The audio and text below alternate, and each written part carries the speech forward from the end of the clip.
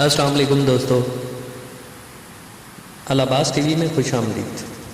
دوستو آج ہم تلاوت کریں گے سورہ الماعون کا اردو ترجمہ۔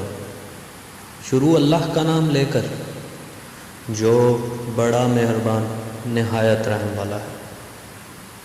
بھلا تم نے اس شخص کو دیکھا جو روز جزا کو جھٹلاتا ہے؟ یہ وہی بدبخت ہے جو یتیم کو دھکے دیتا ہے اور فقیر کو کھانا کھلانے کے لیے لوگوں کو ترغیب نہیں دیتا۔ تو ایسے نمازیوں کی خرابی ہے جو نماز کی طرف سے غافل رہتے ہیں، جو ریاکاری کرتے ہیں اور برتنے کی چیزیں عاریتاً نہیں دیتے۔